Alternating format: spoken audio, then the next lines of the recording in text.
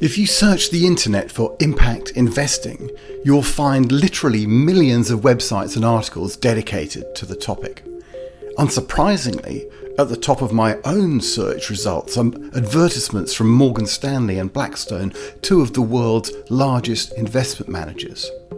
Over the last year, I've heard from many CEOs around the world that they have been asked about ESG issues at nearly every investor meeting. It's also been a consistent hot topic in boardrooms for the last year, and if anything, directors' interest in ethics and sustainability and all the attendant risks is growing. Sustainability, ESG, ethical investing, impact investing, whatever term you use, there's no doubt that these themes are now a big issue for investors, investment managers, companies and company directors alike.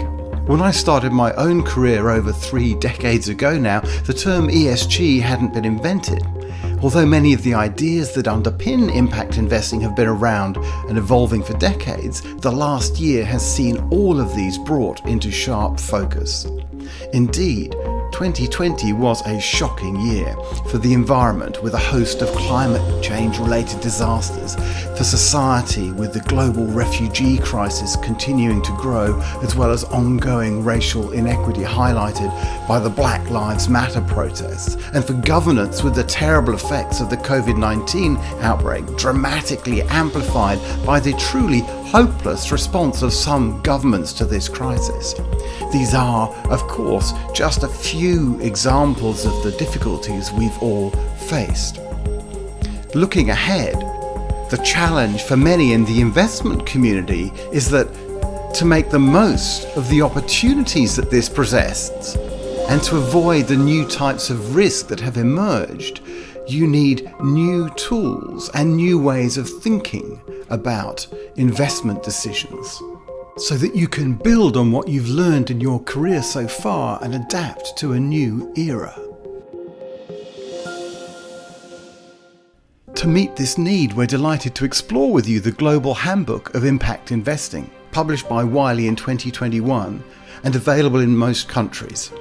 With 30 chapters written by 50 leading experts covering a host of topics, this new book is a phenomenal new resource for every investor. As Jorge Morais da Silva, director of the OECD's Development Cooperation Directorate, put it, with a decade left to meet the 17 Sustainable Development Goals by 2030, we need all forms of finance, public and private, to work together to develop new solutions for social and environmental crises under stress as a result of COVID-19. This book is a must-read for anyone who believes that a greener and more sustainable world is the only way forward. Critically, this book brings to life the positive links between a greater focus on impact and improved returns and reduced risk. From my own experience, this is critical in shifting impact investing from specialist funds into mainstream investment management. In this episode, we're going to look at gender lens investing and how this is working in practice in Africa, Latin America, and around the world. We're delighted to be joined by Kristin Hull, Edward Jackson, Michael Ngoasong, Richard Lamptey, Angelica Rotondaro, Maria Cavalcanti, and Carmen Correa, as well as the co-editors of the book, Elsa, Morais, Sarmento, and our very own Paul Herman. As always, ESGX Live will be down to earth, fact-based and interactive. So if you're joining us live, you can ask questions via the chat and participate in the discussion. And please do invite your friends and colleagues to join us. You can just point them to live.esgx.org.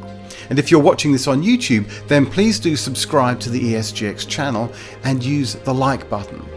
Looking ahead, we'll be hosting further discussions on each of the sections of the book. And if you haven't already registered to join us for these, you can subscribe to the series at esgx.org.